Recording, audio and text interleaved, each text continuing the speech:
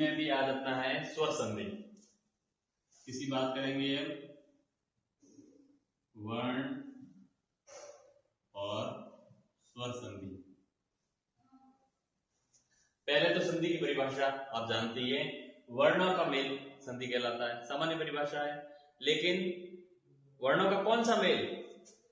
प्रथम शब्द का अंतिम वर्ण, प्रथम शब्द होता है ना, प्रथम शब्द का अंतिम वर्ण, प्रथम शब्द का अंतिम वर्ण, और द्वितीय शब्द होता है ना, द्वितीय शब्द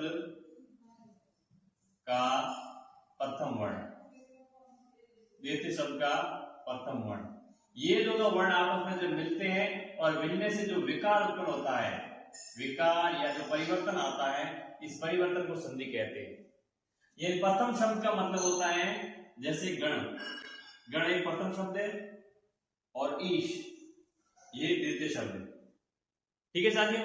अब प्रथम शब्द में गण और न के साथ क्या है आपको बताइए, स्वर जुड़ा हुआ है अ, और अ के बाद क्या आ रहा है? ई आ रहा है। अब अ और ई में क्या होगी? संधि होगी।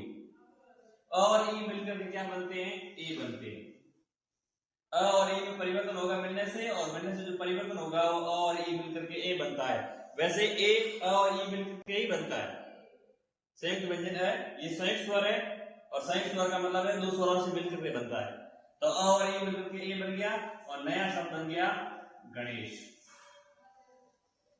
तो साथियों परिभाषा समझ में आ गई कि वर्णों का मेल, कौन से वर्ण? प्रथम शब्द का अंतिम वर्ण और द्वितीय शब्द का प्रथम वर्ण, जैसे गण और ईश। ये प्रथम शब्द का अंतिम वर्ण अ है और ये द्वितीय शब्द का प्रथम वर्ण ई है। अ और ई मिलकर के ए बन गया और यही संधि कहलाएगी जो ये परिवर्तन हुआ है, और नया शब्द क्या बन गया? गणेश। ठीक है साथियों। अब बात करते हैं हम स्वर संधि की, मोटी मोटी बात करते हैं तो स्वर संधि की। वैसे आपको पता है कि स्वर कितने हैं?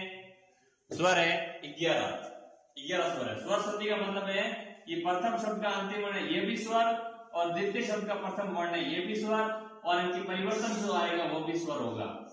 यानी स्वर मिलेंगे आपस में और जो परिवर्तन आएगा वो भी स्वर होगा, तो वो कैसी संधि होगी? स्वर संधि होगी। सीधी सी बात है कि दोनों स्वर मिलेंगे, परिवर्तन होकर के भी स्वर ही आएगा। जैसे हमने पढ़ा गण और ईश, अ और ई मिलकर के ए बना है, अ और ई मिलकर के बराबर क्या बन गया? ए बन गया। ये भी स्वर, ये भी स्वर, और बनने वाला भी स्वर, और नया शब्द बना था गणेश। ठीक है साथियों। यानी अ और ई मिलकर के क्या बन गए? ए। तो ये भी स्वर, ये भी स्वर, परिवर्तन हुआ ये भी स्वर, तो वो कैसी संधि हो गई? स्वर संधि। अब बात करते हैं स्वर संधि के प्रकार कितने। ठीक है साथियों। स्वर संधि के मुख्य भेद पूछे तो स्वर संधि के प्रकार कितने हैं? तो स्वर संधि के 5 प्रकार हैं। कितने भेद है? 5 प्रकार है। प्रकार मान लो, भेद मान लो, उपभेद मान लो, कुछ भी मान लो। पहला है दीर्घ स्वर संधि, दीर्घ स्वर संधि। दूसरा, दीर्घ के बाद यण स्वर संधि, यण के बाद गुण स्वर संधि, गुण के बाद वृद्धि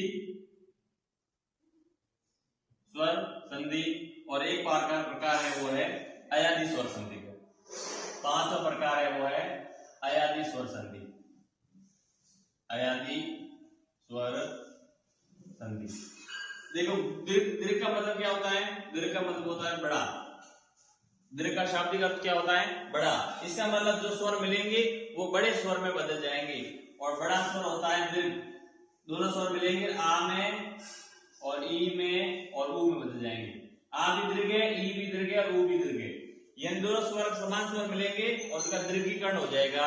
दीर्घ का मतलब होता है आ, ई और ऊ। जैसे ही आपको दीर्घ याद आए तो आ, ई और ऊ याद आना चाहिए। गुण संधि में, यण संधि में य, व और र ये याद आना चाहिए। य किसका? ई का य, ऊ का व, री का र बनता है। कब? जब इनके बाद असमान स्वर आते हैं तब। ई के बाद असमान स्वर आता है ई का य, ऊ के बाद असमान स्वर आए तो ऊ का व, और री के बाद असमान स्वर आए तो री का र बनता है। किसमें? यण संधि में। यण संधि में क्या हो जाएगा?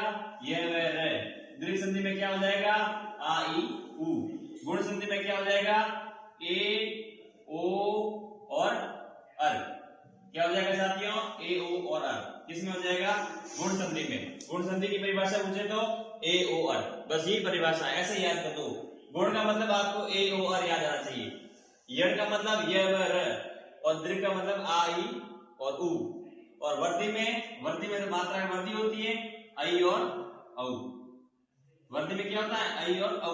दोनों स्वर मिलेंगे, ध्यान रखना, ये सब स्वर है तो आपस में स्वर ही मिलेंगे, परिवर्तन आएगा।